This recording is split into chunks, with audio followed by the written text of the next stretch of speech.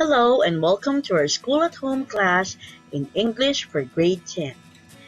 We are in the fourth quarter of our set of lessons, and I hope everybody will delight in learning today with lesson number 10, Acknowledging Sources by Preparing Bibliography or Reference List. Today's lesson will help you out in better understanding how to acknowledge sources by preparing bibliography or reference list. This lesson's specific objectives are: define a bibliography or reference list, differentiate MLA from the APA bibliography format, and write a bibliography or reference list entries. Before we proceed with today's discussion, let us first try to answer the pretest. Identify which of the following entries are written correctly.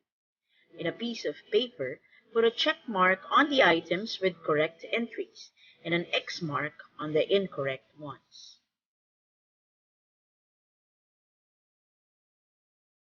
Number 1.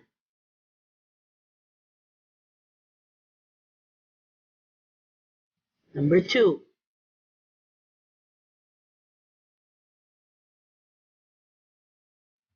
Three.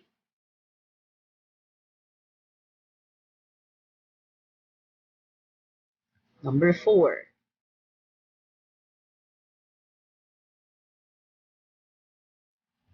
And number 5.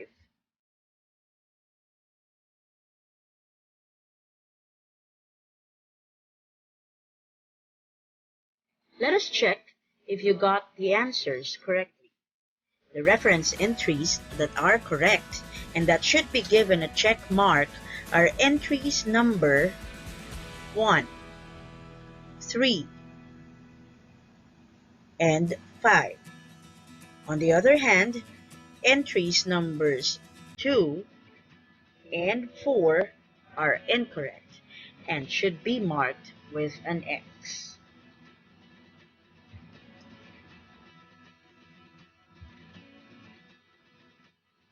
Did you get the answers correctly?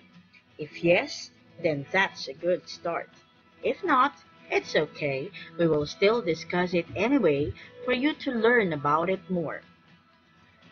In the previous lesson, you have learned that it is important to acknowledge sources in research writing. In doing this, the researcher values the works of other researchers and also gives respect to the writers and their works as well. Acknowledging sources also prevents the researcher to commit plagiarism, which is considered a mortal sin in research.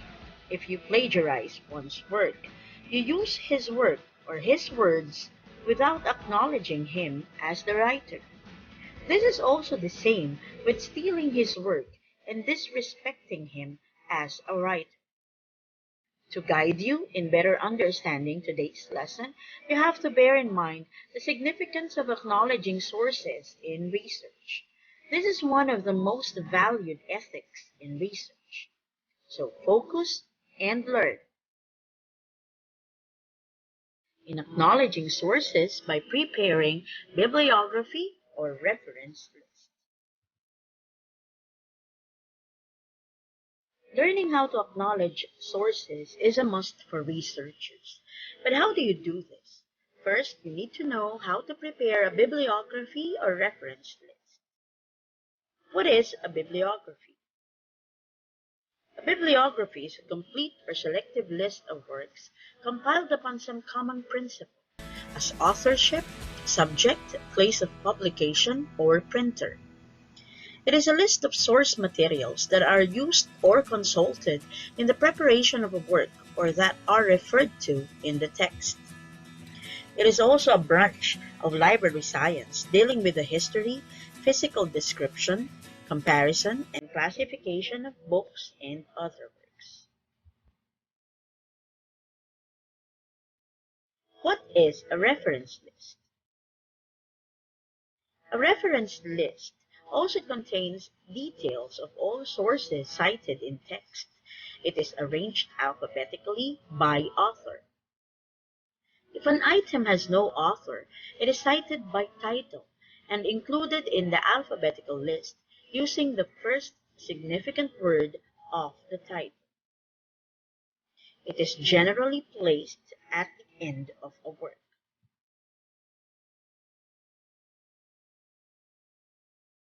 A bibliography includes all sources consulted for background reading, even if they are not cited in the document.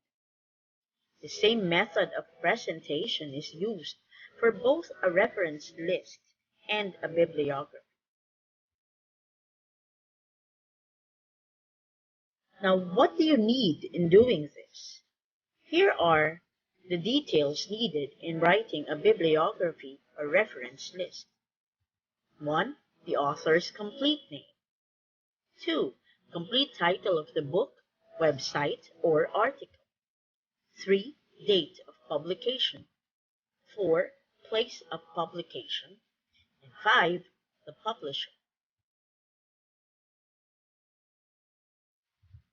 There are three major citation styles that you can use in acknowledging sources. These are the American Psychological Association, or APA, Modern Language Association, or MLA, and the Chicago Manual of Style. For this lesson, we will only be discussing APA and MLA.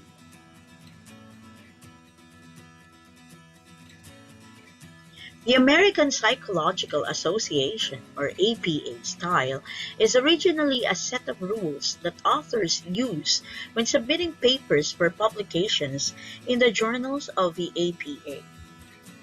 Established in 1929, the style has since been used to guide research writers and help them achieve, through the use of established standards for language, the construction of correct reference citations, the avoidance of plagiarism, the proper use of headers, among many others, minimum distraction, and maximum precision.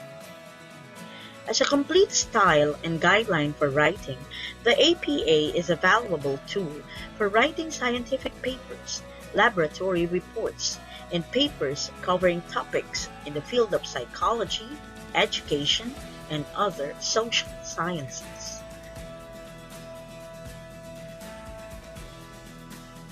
The Modern Language Association, or MLA style, is the leading style of documentation for literary research, as well as academic papers in the humanities field.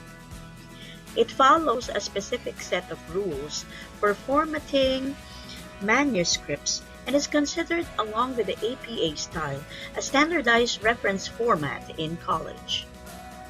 Compared to the APA style, however, the MLA style focuses on the citation of books, anthologies, literary works, audiovisual material, multimedia, and similar works with much more detail.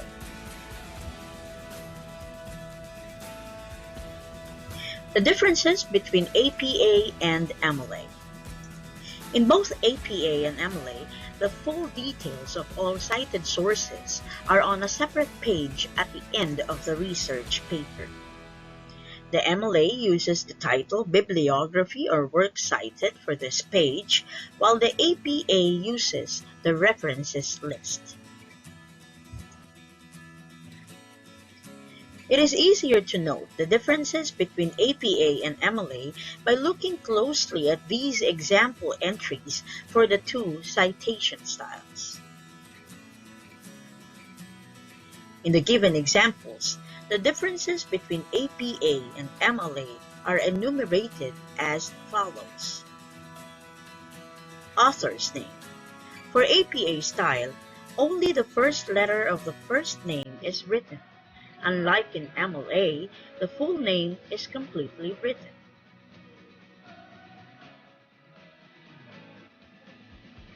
Title of the book. APA style uses the sentence style of writing where the first letter is capitalized.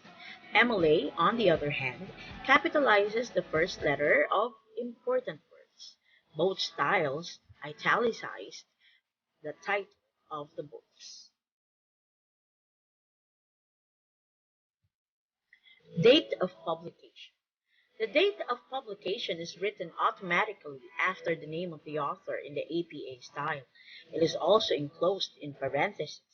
However, in MLA style, the date is written last. Place of publication.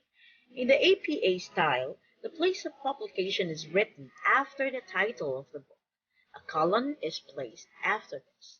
In the MLA style, the place of publication is omitted.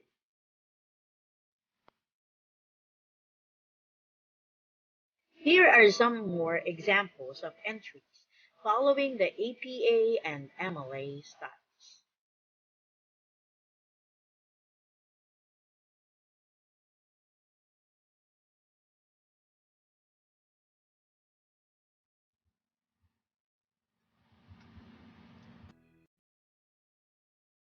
Let us try to check if you learned acknowledging sources by now. Time for some practice exercise. Which detail is missing in the following bibliography or reference list entries? Identify also the citation style used in each entry.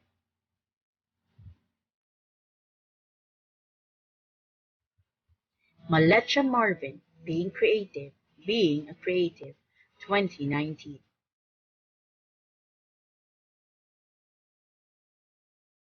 The entry is missing the publisher of the book. It is using the MLA format. Number 2, Griffey H. I want to be creative. Thinking, living, and working more creatively. United States, Hardy Grant.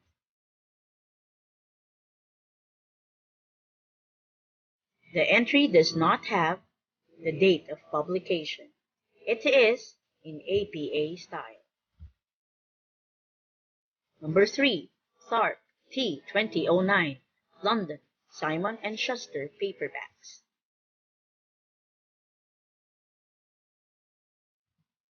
The entry does not have the title of the book. It is in APA format.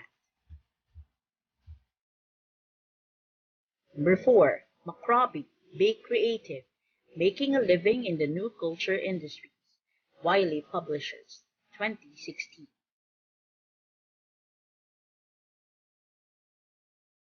The entry did not give the first name of the author. It is in MLA format. Number 5, Cameron J., 2020, The Artist's Way, A Spiritual Path to Higher Creativity, profile.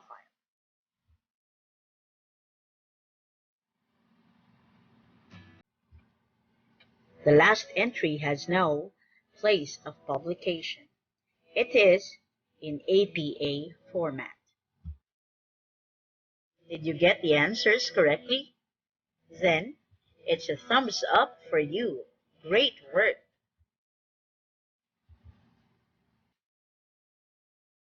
To sum up everything we have talked about in this lesson, let's do the next activity. Complete the Venn diagram below by comparing MLA and APA reference styles.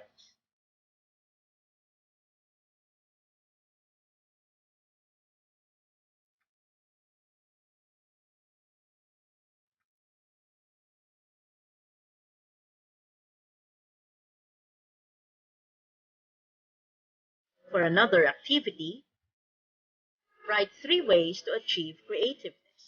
Write these ways on the boxes below. Then write an APA reference entry for a book that can help you with achieving creativeness.